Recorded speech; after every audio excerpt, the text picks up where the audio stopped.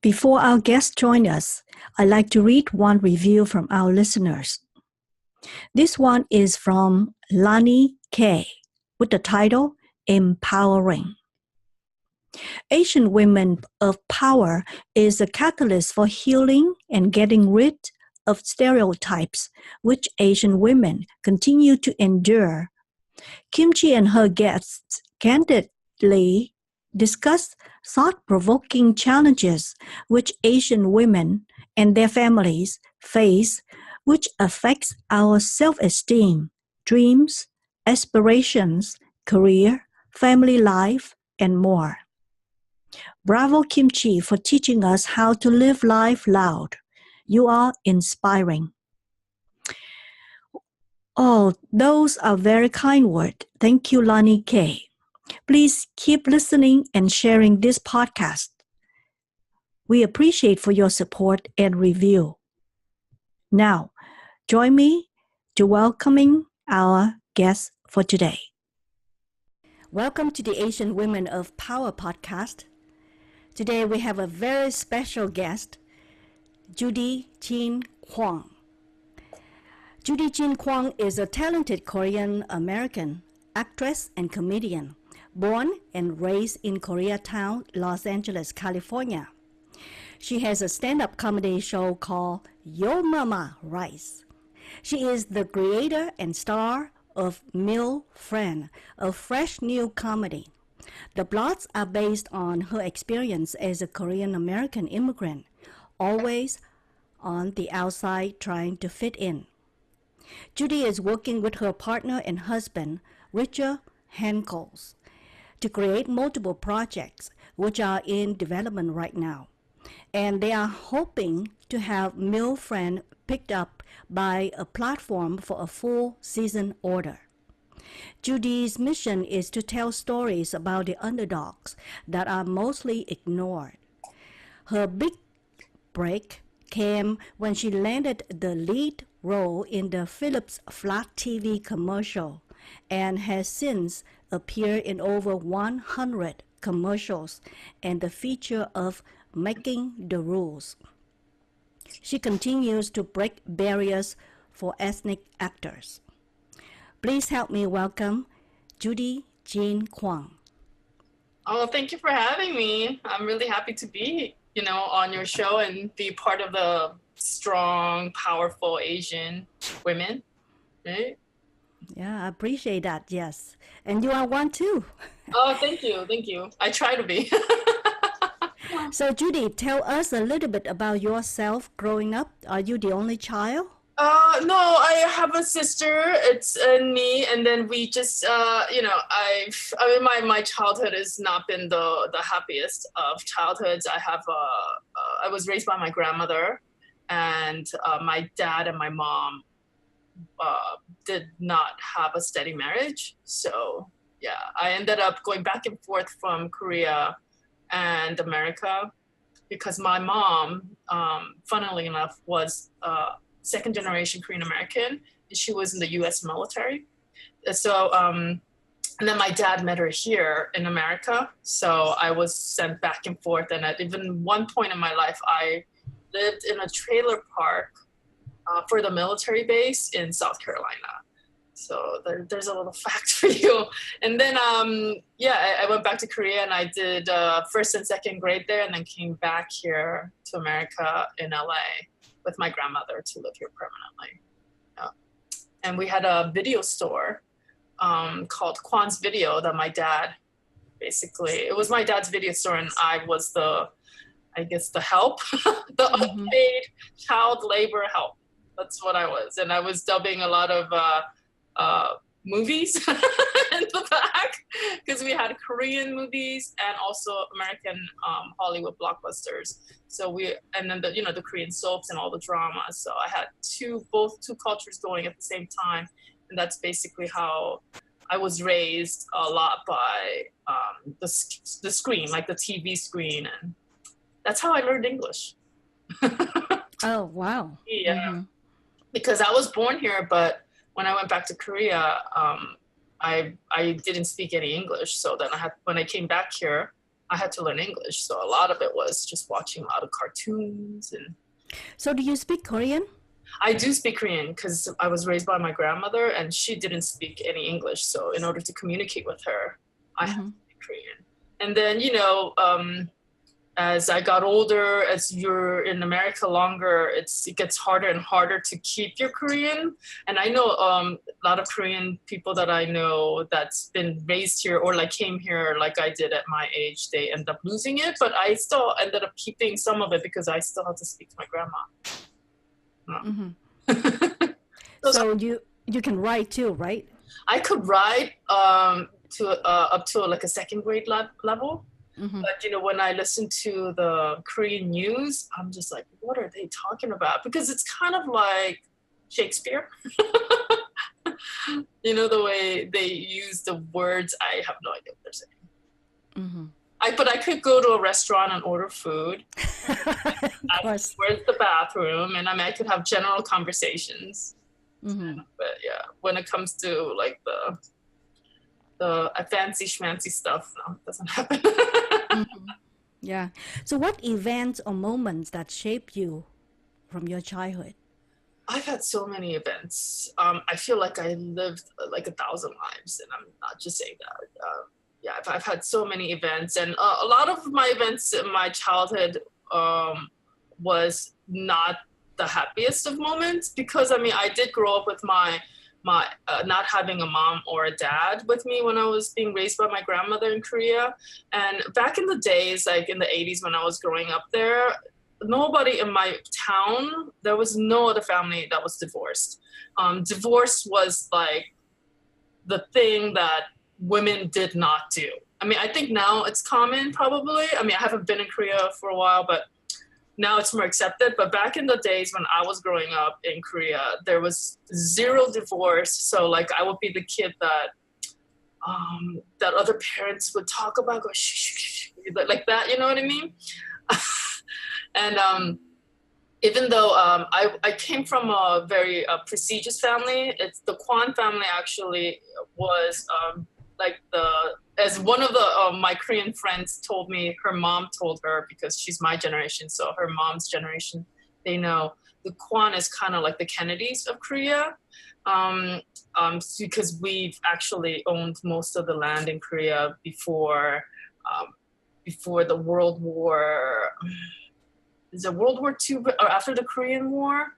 You know how Korea was separated and then they changed into democracy. When that happened, they did this is what my uncle told me, because you can't find this in any history book, because I'm in America, and the history book was like one paragraph of Korea, and it was just about the Korean War from the American soldiers' point of view. But my uncle told me basically that we owned all the land, and overnight everything was taken from us because Korea decided they were going to be a democratic country. So they passed a law overnight that said if you don't live in your property, that's going back to the government. So we own most of the properties. So, then overnight, like we lost pretty much. This is South Korea, right? Yeah. Because South Korea before, you do know, like in early 2000, not 2000, what is it? Turn of the century, 1900s. It used to be, if you look at the history, we progressed so fast, because 1900, we had a king and a queen. And remember, there was the Japanese rule. The Japanese came and tried to erase Korean culture. You don't know about that, right? That whole event that went on and murder of the queen and the king. Yeah. No, I didn't know. So that's all history. So then, it used to be, I don't know how it is in China or anywhere else in Asia so much, but I do know like it progressed from like 1900 to like now. It's totally different. Totally different. Women didn't have the rights. Like they have now. We in Korea, we had a Korean president that's a female. She got ousted, but we did have a female Korean president, which 1900s, the women didn't even have rights to. You need a husband's permission to do everything, right? So I don't know. I'm not a historian. I'm just a storyteller, comedian. So don't quote me on any of this. So you say you have so many moments or events that impacted your life. Just pick out one big event that shaped you to be the person you are today. I mean, I don't think there's one single event that shaped me the way I am, because the thing is, every time something happens, you learn and grow from it, and that's what brought me to who I am today. So it was all the steps that brought me to where I am. So there's not one single thing, but I mean, like, just not having a mom was a big thing for me. My mother, you know, she and my dad didn't have a good marriage. So then I was actually, unlike most people where, you know, when your parents get divorced, you go with your mom. I ended up with my dad and then my grandmother, because my grandmother was on my dad's side.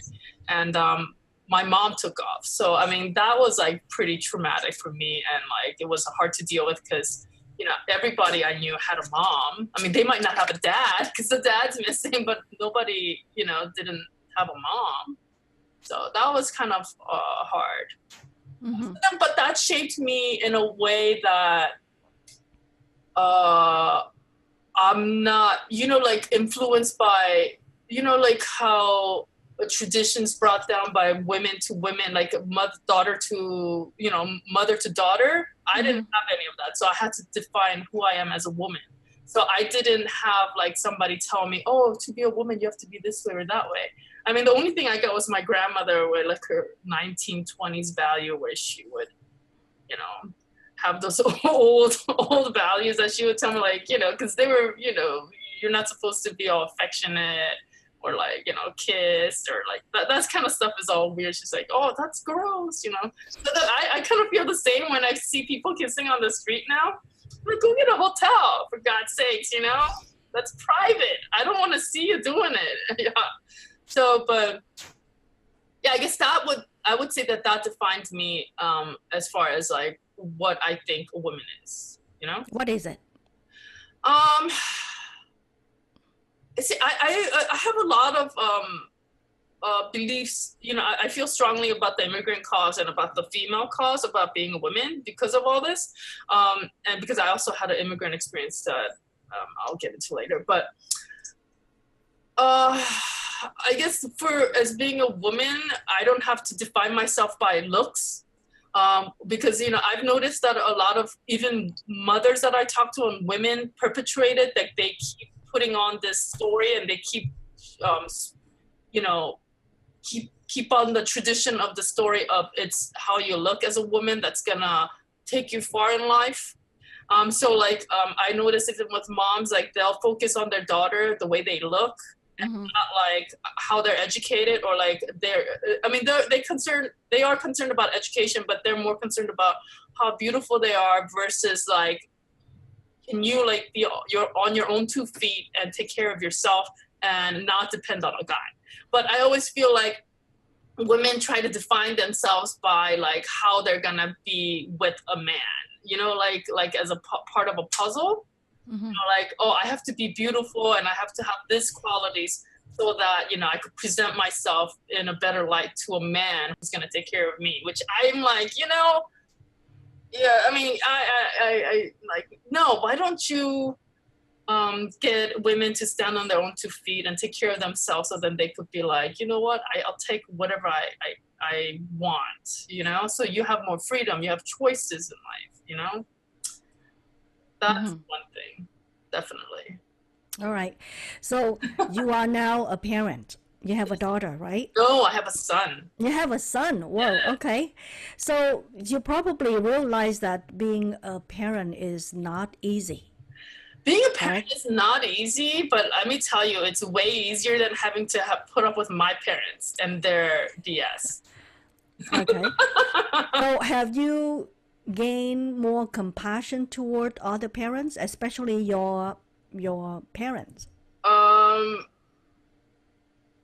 don't know if it's so much more compassion, because I'm like, dude, because my parents are not normal in a sense that they are not like you know, I mean, they've put me through so much that no, not really, because it's the other way for me, actually, because I'm like, they could have done this. Why didn't they do it? Because I'm like, I'm doing it. Like, I'm putting my son number one on my list, and then, you know, I'm trying to take care of him the best I can. I'm sure I'm gonna screw him up some way, you know. I mean, there has to be some ways parents screw their kids up, right? But at least like I'm here making an effort versus my mom was MIA. She wasn't even there. So it's like, and my dad was just a friggin' nightmare. So no, actually, I think it's the opposite. It's like, I think I love my dad and my mom because they're my parents. And, you know, when you have parents, no matter how effed up they are, you still have that parental bond and you still love them no matter what. I think even if my dad or my mom was a serial killer, I would still love them because that's your parent. You know what I mean? But that still doesn't mean that what they did was right. So no, as far as like compassion with their parenting, no. But I have compassion as far as them as a human being. Like, I mean, I understand that, like, as a person, nobody's perfect. Everybody has faults. So yeah, I have compassion in the sense that, yeah, I understand, like, my dad was a bit lost and maybe my mom was a bit lost and they made the choices that they did at the time, you know, that kind of compassion. But no, not like as a parent. No, they did not come close to being a decent parent. My grandma did that. That's why I love my grandma. My grandma filled in for both of their lack of being able to be an adult and responsible. Yeah. Yeah, I've learned that compassion means be able to relate to the other person, right? So because you are a parent now, when you look back, right, the decision that your mom or your dad made at that time, they did the best they could. The best they could. It doesn't mean that they know what to do, what's the right thing to do. Giving compassion, you mentioned that you love your parents no matter what, right? So when you love somebody, you would be able to forgive the person, right? And forgiving doesn't mean that you approve of their action. Yeah. No, I've forgiven them. I mean, it took me a long time to get there. Yeah. I forgave them, but I don't, as far as... You don't approve of their I don't approve action. of what they did. Right. Like, in a sense that they really didn't try their best to be a good parent. They were just trying to survive in their mode of survival and of themselves, but they didn't make the right choices or do their best to be a parent. Yeah, so in that sense, no. But yeah, definitely, it took me a long time to forgive my dad. So long. Yeah, this is very painful experience for you, and I think for most of us who did not have a good relationship with their parents, it will take them. Some people would take them maybe 40 or 50 years to, or maybe never. I know people. That's true. That is true. Yeah. I never forgiving them, and I actually was able to forgive my dad after he passed away, which is kind of painful because I wish I had that last moment where, you know, we had a bonding of forgiveness or something like this. No, my dad passed away, totally like gave me the finger by passing away, right? Before we could make amends, and in the most awful way. He passed away in the most awful way, and then it took me a long time, even after that, just like dealing with it spiritually, mentally, and then, you know, but he needed to, I don't think I could have forgiven him if it was still alive, though. You know? You never know. Maybe, yeah, I don't know. I mean, you don't know, right? But you don't know that, right? So angry at him, it would have been really hard to forgive him if it was still alive. Yeah. So maybe that was part of it. Yeah. Nothing is hard. Nothing is... Oh, yeah, there's a lot of hard stuff. There's a lot, yes, I agree. There's a lot of things that's hard, but if you determine, you know, if you make the determination that that you want to create the life and you are the maker of that, right? You are the creator of that, then you will do it, whatever it takes to remove all the obstacle in your life. Yeah, but you know what it is that to make a choice and to go forward with your life and to actually make something happen, you can't have this anger holding you down. And when you're so angry at a parent and it's so blinding that you can't move on. And that was the problem, is that I was so angry at him that I had a hard time functioning even just as a human being. Like I couldn't like focus on anything I had to do. And really it was once my dad passed away, I was able to forgive him somewhat, but I couldn't actually move on with my life until my grandmother passed away, which kind of sucks because my grandmother stayed around for another 10 years, but I was still like debilitated and I couldn't function. I mean, I feel like my life really hasn't started till I hit 40, you know, because that's when my grandmother passed away a few years before that. And the whole reason behind my grandmother, I'm saying now, this is going to get into not the women thing, but I was saying the immigrant thing that I'm very passionate about. My grandmother, she was an illegal immigrant here in America. So she came here to raise me because my mom and dad was effed up. So How did she come here? She came here as a vacationer, so just like on a trip. And I think what she thought was that she was gonna come and escort me here, drop me off, me and my sister, and that like, you know, all of a sudden my messed up dad and my mom was gonna get together and like I'm gonna have a family. And of course, when she came here, she realized, no, that's never going to happen. My mom was not here in the picture. My dad was never going to get my mom back. So she stayed and she filled in the position of being my mother because she's like, somebody's got to take care of these kids because my dad was a mess. He can't take care of anything. So once we're here, she stayed. And I think she always thought in her mind that she was going to go back to Korea. And I know so that she did think that because after my dad passed away, she asked me to send her back. But then at that point, it was impossible because we don't have anybody in Korea. Our family is just me, my sister, my dad, and my grandmother. So we don't have like big extended family. Like I was telling you earlier, I don't have family. So like. What about relative? No, my dad was the only son. I'm getting really complicated here now. My dad, my grandmother had a daughter and she passed away during the war. So the only only kid she had was my dad, which was her son. And my dad was not the best of son, but that was the only family she had. So then my grandmother came here, and of course, I mean, what is she gonna do? That's her only son. And so and also I was kind of a substitute, I think, for her not having her daughter that passed away. So I was kind of her substitute for that. So then she obviously, you know, it was going to be hard for her to leave us anyway. So she came here and she was a illegal immigrant. And so the state of California or the United States never recognized her as a human being here. So I was in the court system with the immigration courts going back and forth. And I mean, it was a joke.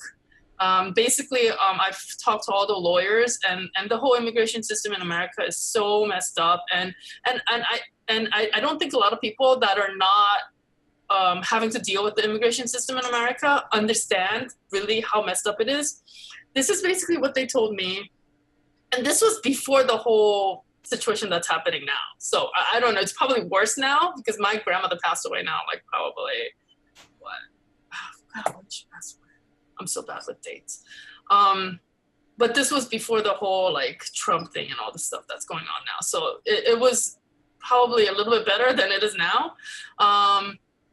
Basically, they told me that unless you are petitioned by your immediate family, that you cannot stay in the United States. So that means for my grandmother, that would be her mom or dad, which, you know, my great-grandparents are not around. They're all dead, right? They're old. Or her son or daughter. And the only person that could petition my grandmother was my dad. And my dad was a green card holder. So you have to be a citizen. So he has to pass a citizenship test in order to make my grandmother legal here, or at least petition for her to be legal here or be recognized. And so I couldn't do it, even though I was born here and my mom served in the U.S. Army and my sister was born in the U.S. Army base in Korea. So even though I'm American, I can't not have my grandmother be recognized as a human being in America. So my grandmother and I, we went to the courts, but they were basically told us that she's never gonna get recognized. She's never gonna be a human being here.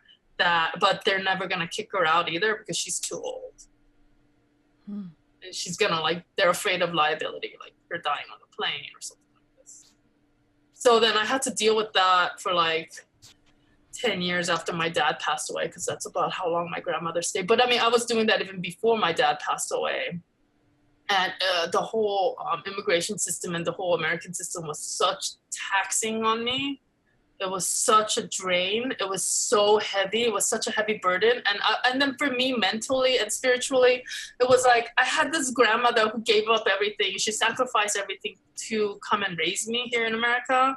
And I couldn't even get her to be recognized as a human. And if you're not recognized and if you're not a legal resident here, I mean, the worry of all the time, getting caught, getting found out, you can't go travel anywhere, you can't do anything. Your legs are basically taken from you. So and then a tremendous amount of guilt is what I felt, I think when my grandmother was still around, even though I loved her, I've had so much guilty feeling because I couldn't take care of her the way that I wanted to, that it was I couldn't function. It was overwhelming. So then even though I loved her so much, I couldn't do anything, and I couldn't even live my life and be who I could be as a person until she passed away, which is kind of sad, and it's very regretful, because I wish I could be who I am now and been able to think straight and been able to be oh no, F it, forget the government, forget all this stuff, forget the guilt, forget this, and then just try to, but I mean, it's easier said than done, So yeah, anyway, now that I freaking did a big downer. Yeah, you were young, right? You were young, and it's really hard. I think most of us, it's very hard to be clear, to be able to come up with a solution when we are in it. Well, it's yeah, easier to look back, right? Or look at somebody else, and so that you can see what needs to be done. Yeah. But because you are in it, you're too emotional, and you thought that you did the best you could, and well, I did do the best that I could given the circumstances that I was given, because I didn't have any support, mind you. Like I said, I have no family. So I had nobody, I had no mentor, nobody guiding me, nobody giving me any assistance. So it was me by myself trying to hold up my whole family. That was a big burden on my back. So did you receive any assistance from the government? Or did you have to work to pay for the food and living? Well, I mean, no. The government, no. I mean, for my grandmother, I got the emergency Medicare account. I think that's what they call for immigrants that are illegal. You have this emergency one. So in case of an emergency, if you go to the emergency room, you're covered. So not that, but gratefully, and this is all part of my storyline on my show, MILFriend, the show that, even though it's a comedy and I'm being a big downer and drag, and I promise you the show is actually funny. This whole theme, what I'm talking about, is in my show, because I actually even have, my grandmother has a role in it. I have a role of my grandmother in it. And my grandmother was actually being taken care of by Korean nuns. Yeah. So let's move on, something that you are excited about. Oh my God, yeah. God. Yeah. So how and when did you get started? I don't like to talk about my past. It's so heavy. I don't like it. Yeah, it is. I can feel that too. So how and when did you start comedy? Well, I mean, my dad's always been funny. I think that was a comic relief because of all this heavy stuff that we were going through in our life. And so the comedy was always a thing. And he was gregarious, and I think I got part of that, the whole comedy and the gregarious thing. And I mean, I started acting when I was 17. So, and I've always been comical, and I've done about 100 commercials. And usually a lot of those are funny bits, right? I mean, a lot of commercials are uplifting. Can you share with us? My story. Can you share with us some commercial that you did that's funny? I did so many. I mean, I don't have any coming now because I've been out of the loop with the whole commercial world. Which one is the funny one that you did that you remember? Oh God, funny one. I have so much images going through, but I couldn't say. Well, I mean, like the Philips Flat TV was but I wouldn't say it's funny. It's just kind of uplifting, right? So the Philips Flat TV, that was when the Flat TV first came out.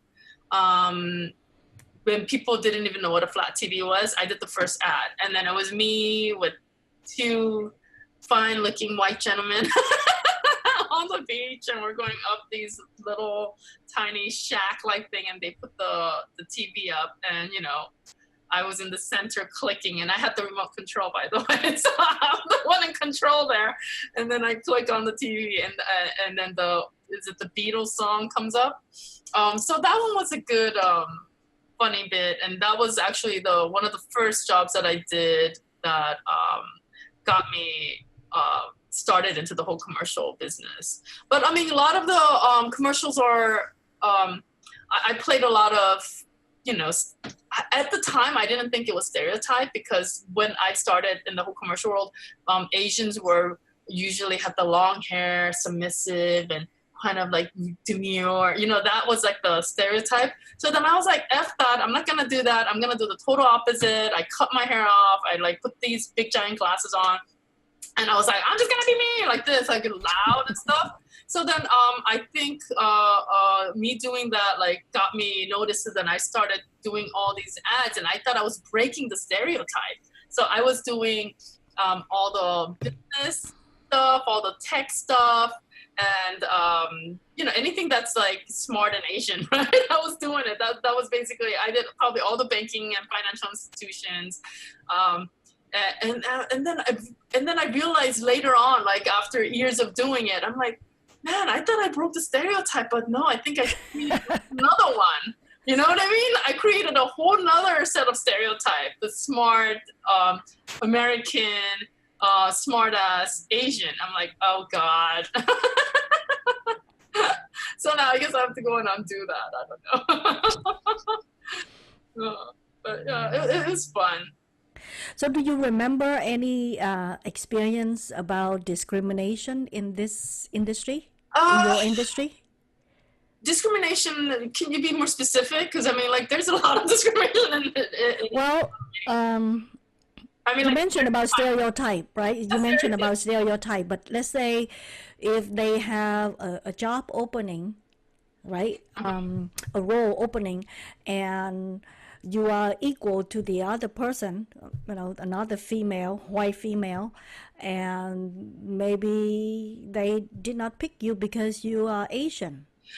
Well, see, that's the thing. It's not like a normal business where like you go in with a set of resume and like what you could do, and then they could be like go on like who's the better typer or who's the better, more efficient, because you know it's advertising, it's film, it's like it's entertainment, so it's on visual, right? So they have their own thing about, okay, we need to like hit this market, that market. So I understand like how like they'll you know, put the white female as the lead because they're targeting a certain market, which is maybe a white audience. Okay, I get that. But then, like, after years and years of just playing the sidekick or the friend, you just start getting, God damn it. when is the Asian ever leave? But I mean, I'm sure that's maybe part, I don't know if you could call that discrimination or part of like how society is, because it kind of reflects what society is too at this time, right? And what people are willing to see.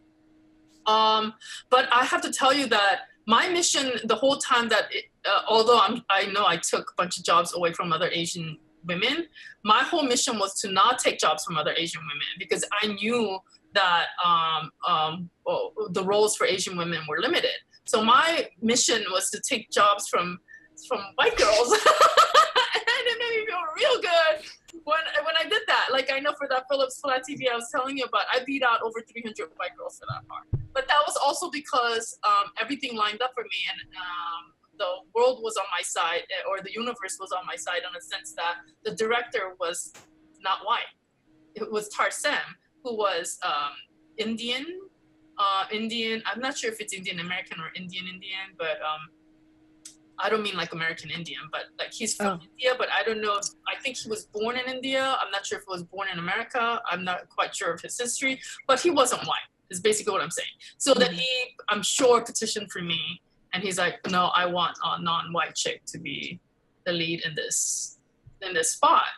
But, you know, that's why we need to have like more diversity and more ethnic people behind the scenes, because without that, you know, because the thing is, even as a storyteller, when you're writing stories, if you're just a white person telling stories, then you're just going to be writing white stories. Does that make sense? Mm-hmm. That's what you know.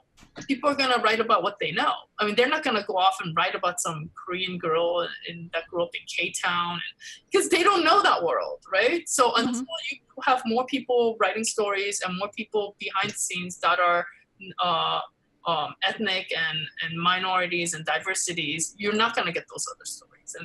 And I think that's a big problem in Hollywood, which is kind of funny because, you know, in Korea, did you know that most of the writers in Korea are women? No. Yeah. So, you know, do you ever watch K-pop and you watch Korean drama? Mm-hmm. How addictive it is? They are so good, yes. Very different way of story writing, and it's because they're all women writing it. Wow. Yeah. Wow, I did not know that. Yeah, I can tell. I said, wow, Korean drama is so good. It's all more like this. And, emotional, yes. And it's a lot of shades of gray. And it's like, you're like, once you start it, I mean, you're like, I'm up for 3 days. Shut that off, you know? And then I have to literally tell myself, you've been up for 3 days. You need to shut that off.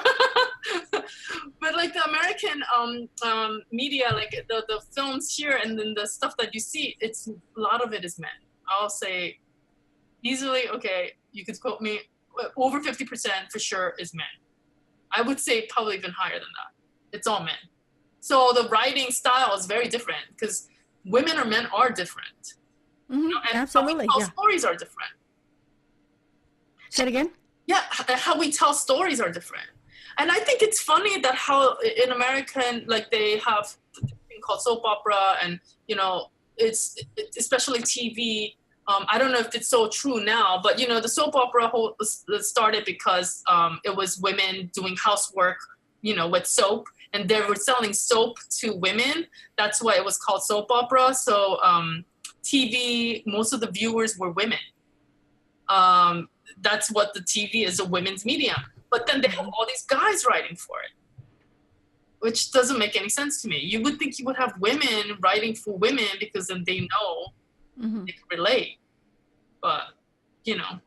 That's a great point. Yeah. So you say earlier that you are a storyteller. Mm-hmm. Do you have any goal that someday you're gonna write a book or a memoir about your life? Oh my God. You know, I've actually tried to do that a bunch of times, to write a memoir, and I have probably a bunch of thousands of different memoirs going at different programs. But it's just, you know, I'll write little bits here and there, and it's just, I don't know, I guess maybe when I have more time and I could sit down and just like lay it all out, that would be a project that I would like to do if I'm still alive. I mean, I can't predict the future, but I mean, I have so many other projects, scripted stuff that I'm in development for, that like if I had the chance and a bag of money just fell on me, I would love to do these stories, because I feel like there's so many stories out there that are not being told because they're just, you know, it's like the same thing they keep recycling over and over again, right? The whole Marvel thing and all the stuff that's happening right now. It's the same story over and over again. And So I don't know. I just feel like right now, if a dump truck came with money, I would be like, okay, I want to do this story, this story, this story, this story. And those are going to be all scripted. They're all like fabricated, made up. It's not going to be like a biography. Maybe somebody else could come and like interview me and then write the biography, because it's like, that is another way to do it, to get your book published. Right.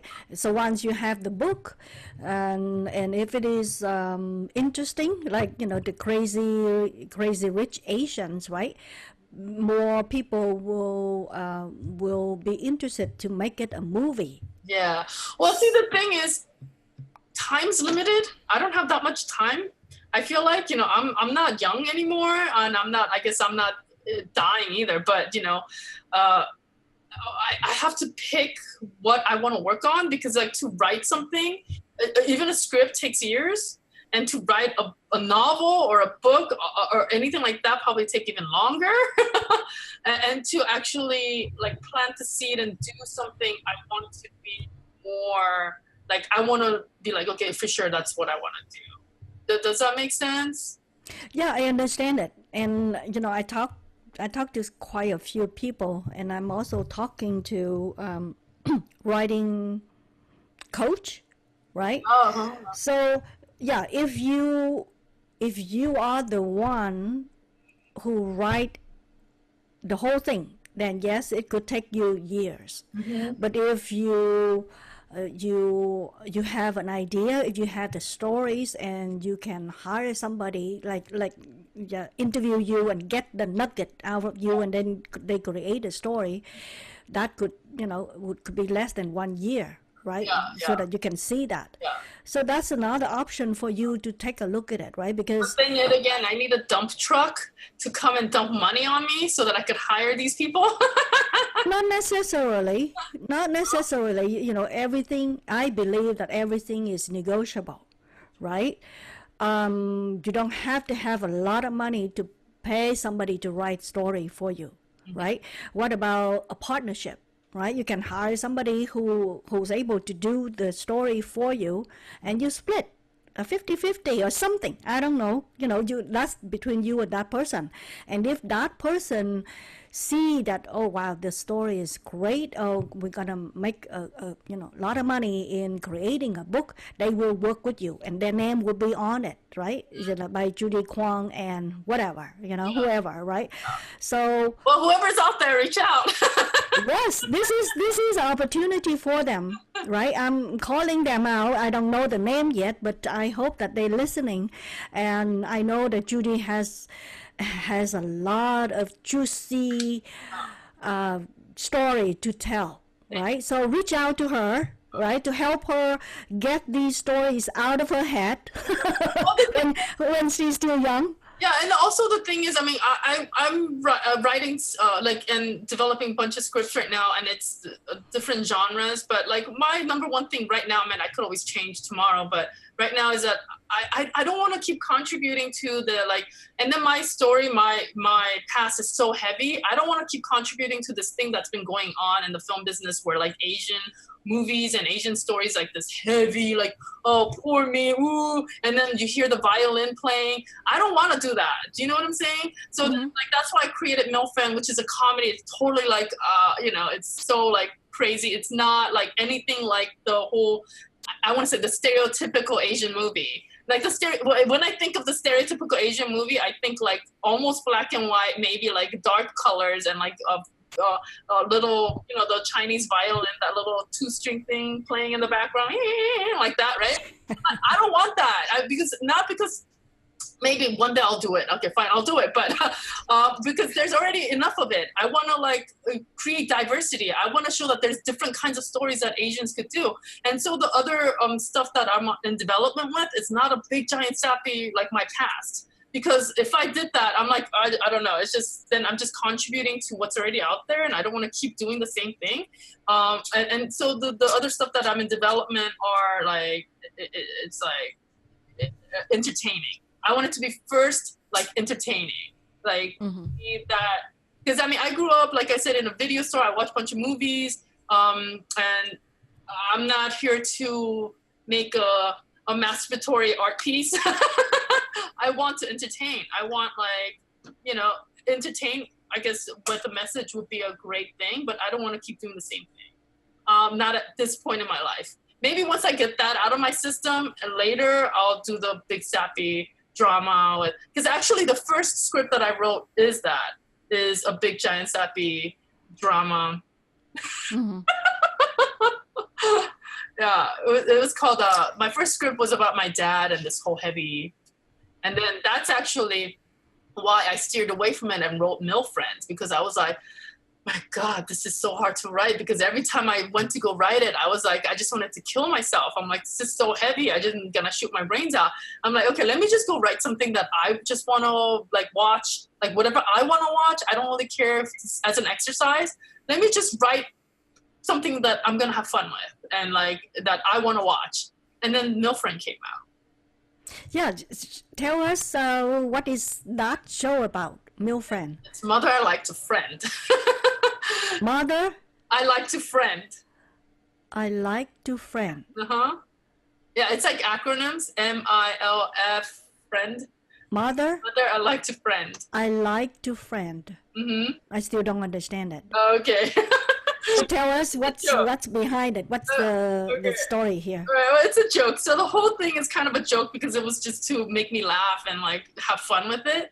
So MILFriend, basically, so I'm gonna give you a little education here in the naughty and the debauchery of American. Some of the, I don't know if it's just American culture, but it's definitely part of the American culture. When you say MILF, everybody know what that is, and that is Mother I Like to, you know, the F one. Yeah, and then that.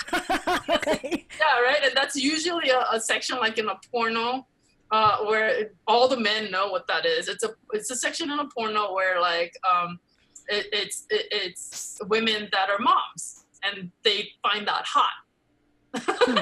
They find that hot, and so there's a whole category of moms, you know, that is like that they want to, you know, do right. Okay. I was thinking originally the show was called Echo and Venice. I mean Hecho, Hecho or Echo. My accent is pretty bad. Echo and Venice, which means in Spanish, translate to English means made in Venice.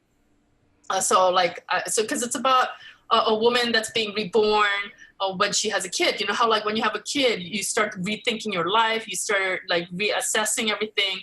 So Echo and Venice, it had two meanings to it, which is like you just you're made in Venice, like, you know, you made a baby in Venice Beach here in Venice, California, and also that you're being reborn, kind of you're being remade because now you have to rethink everything.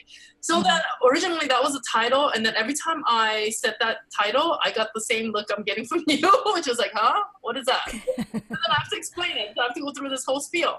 So then I was like, okay, I need to change the title. So then, and then it came to me. I was like, because everything was kind of like for fun and as a joke. So I'm like, okay, when guys are up at 2-3 o'clock in the morning and they're on the internet putting in MILF, right? Mm-hmm. I'm like, my show is gonna come up at them, right?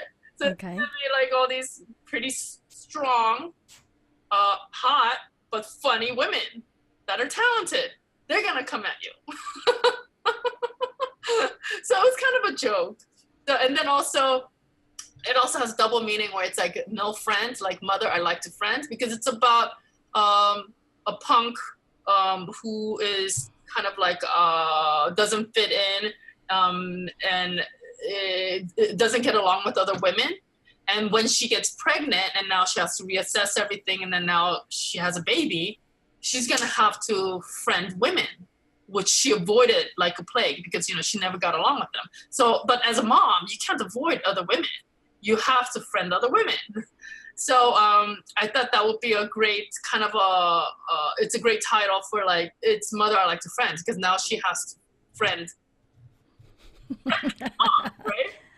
So yeah, it was a double kind of meaning to that. But yeah, so the show was created out of my depth of depression writing my story about my dad. I was like, yeah, let me just do something fun. And the whole show is kind of really, really, really fun. It's very entertaining, and it's a comedy where you actually laugh.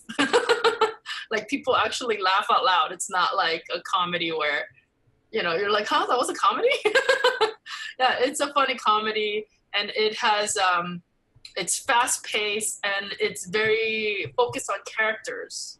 So I've got like multiple diverse characters, and they are kind of signifying what I grew up in, which is LA, which I don't see it depicted very much in Hollywood, this LA that I grew up in, which is diverse, and it's not insular. It's so like Pepper, what she does is, because she's a punk trying to find a way, she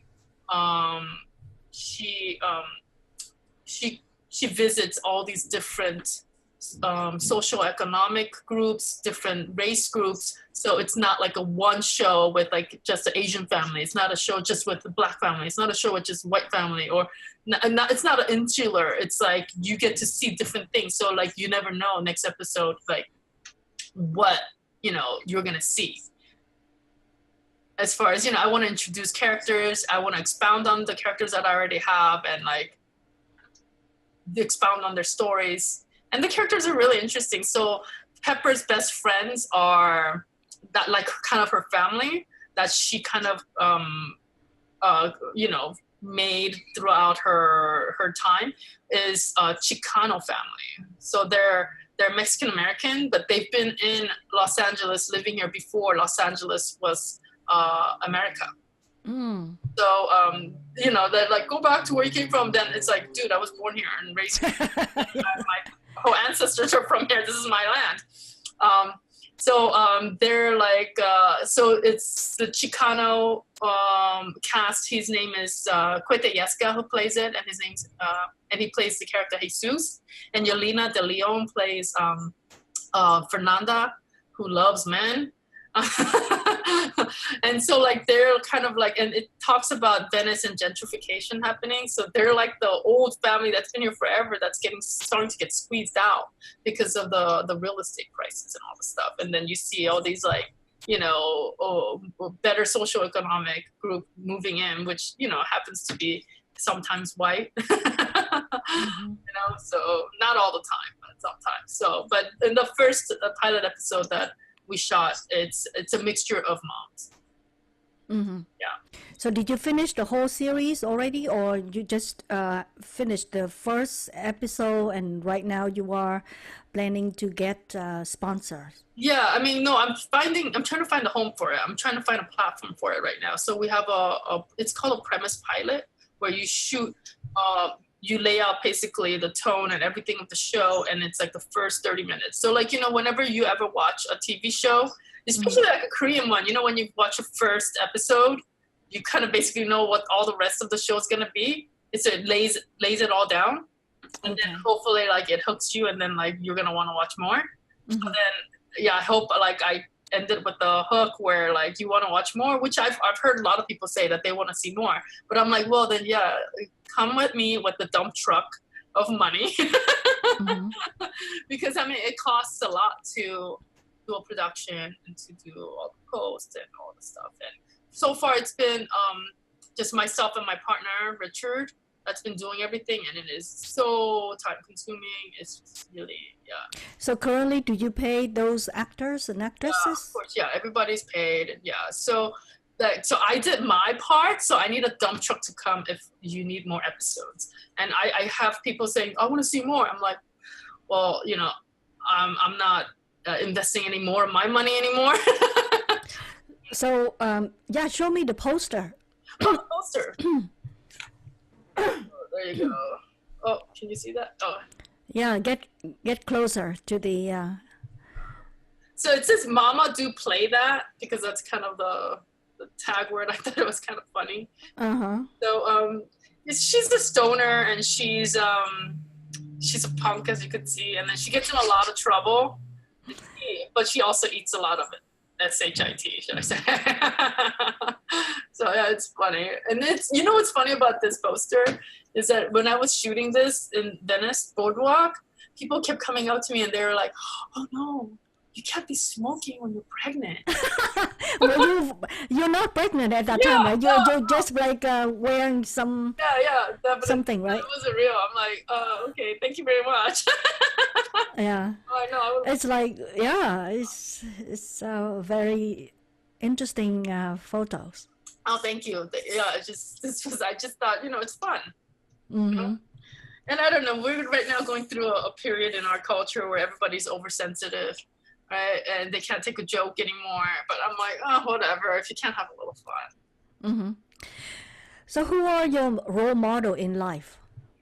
In life, as far as what area of life? Because so this is in general life, and then also in your industry as well. Well, I mean, like as far as comedians, and I love Dave Chappelle.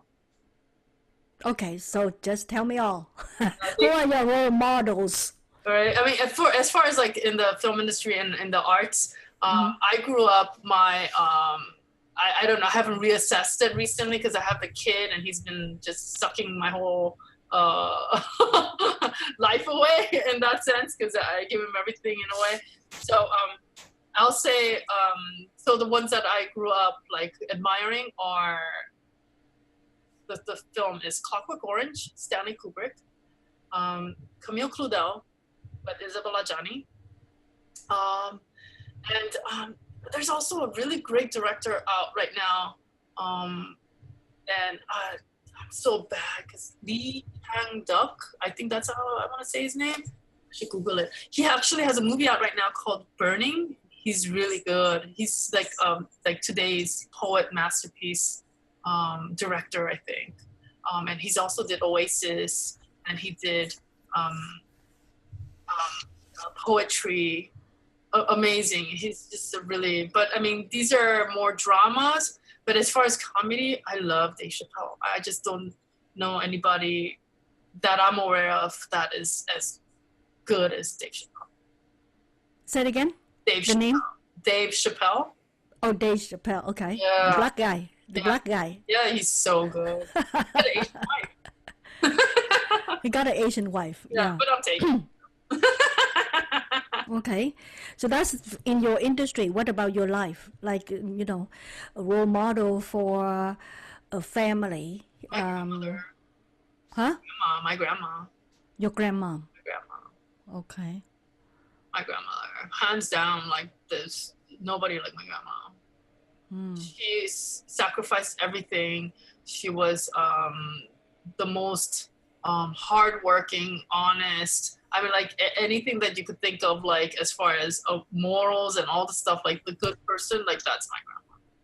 Mm-hmm. So you plan to pass that values down to your children? Oh yeah. Doesn't matter, like it doesn't matter how much money you have if you're not happy, and it doesn't matter how much money you have and how much power you have if you've sold your soul on the way. Does that make sense? Mm-hmm. So yeah. So was your grandmom happy when she's alive? I mean, she was definitely positive, and she tried to look at the positive side of life. I wouldn't say she was 100% happy because of all the stuff my dad put her through. And that's like a whole other drama. You don't want me to bring you down again. My dad was a narcissist. So if you can imagine Trump as Asian. Okay. That's kind of like, mm-hmm. And actually, I think Trump will be a nicer version than my dad. Wow. Well, that's all the questions I have for you. Thank you so much for sharing from your heart. Thank you for having me, and I'm sorry I was like downer for the first, but like when I talk about my past, there's no comedy in it. You know what I mean? I mean, I try to find comedy in it, but it's like, but it helped me grow as a person, and it makes me who I am today. And but don't judge my comedy on the first 30 minutes. I am super funny. Okay. If our listener want to become a comedian like you, what are the steps or paths that you would recommend them to follow? Well, I mean, everybody has their own paths, especially in the art field. You just got to follow your instincts. You got to follow that voice. That little voice on that talks to you when you're making a mistake. It's like, what are you doing? And you don't listen to it. Yeah, you got to follow that voice, because it's a lot of it is especially since I'm assuming if it's an Asian audience, probably don't have family in Hollywood. It's gonna be like, you know, letting you in. I mean, that's a good way, like you knowing somebody. But if you're not, you know, connected in that way, then any path in this art world, as an artist, you got to follow your instincts, right? Basically, just go up on stage and do as much as you can. You got to be honest with yourself, and you got to know what your strengths are, what your weaknesses are, and you know, it's just like anything, right? Mm-hmm. I mean, like, unless do you have a specific question? Yeah. So can anybody become a comedian if No. they? No. Right? No. No, don't do it if you're not funny. Like how I was the first 30 minutes. If you're like that your whole life, don't do it. No, I'm kidding. It's very interesting. I noticed that sometimes people who are suffering the most, they become comedian. Yeah, they do say that. Maybe that's why I was meant to suffer, so I could be a comedian now. So maybe my whole like beginning of my life was training. Now I don't know. Yeah, because you know you have to laugh through the sorrow, right? Otherwise, you know, you would not be able to survive. Yeah. So you have to find something that's funny and laugh at it. You know? It releases endorphins. Absolutely. Mm-hmm. Okay. So where can others follow you on social media? So I as you've mentioned earlier in the top introducing me, I go by YoMamaRice for my stand-up comedy and some of the comedy stuff. So you could go to YoMamaRice.com, where I write some crazy stuff, and like I have words of wisdom in there, like that you'll find entertaining. And you could also follow me on MILFriend. That's Mother I Like to Friend, MILFriend, TV, MILFriendTV.com. So that's for my actual show, the TV show, because that's separate from my comedy and my comedy persona, which is YoMamaRice. And then YoMamaRice, you'll see. I have words of wisdom. I should read you one. Here. So I kind of, I guess, do a little bit of what you're doing, but not as well as you, in a sense that it's all serious and it's just more like jokes. So I have one, I think that says, I should just know it off the top of my head. Here's one. I'm gonna read to you. I go, it won't work out if you freak out. That's one. And then here's another. Stupid is dangerous, because it is. Well, that one's not that funny. But here's, if you brown nose, you get shit on your face. Oh, and then here's another one. Life with no regrets is a life unenlightened. That one's more profound, right? Yep. And here's I think here. Here, this one. If life went as planned, life would be predictable. I like that one. Oh, thank you. Yep, Yeah, that's like great. come up with little sayings like that. So. Is that yours? You create those? Yes. I like to like take the old sayings and like just expound. Change it a little bit. Mm-hmm. Like here's a one that I think my your audience, creme de la creme, best rises to the top where it's full of fluff. Ah. Yes. It's kind of profound and. It's profound. Yes, absolutely. That's wonderful. Well, thank you so much. Again, thank you so much for your wisdom, for your your laughter. Words of wisdom. For your stories, although some of them are really, really sad, but I hope that the listener and the viewer get something from it. And hopefully they didn't like shoot their brains out while they were listening to me and then like tune off the first 30 minutes. They're like, what kind of comedian is this? Right? Yeah. So now back to you, our listeners. What's your takeaway from today's conversation? Let me know your thoughts. Until next time, live life loud. Goodbye now.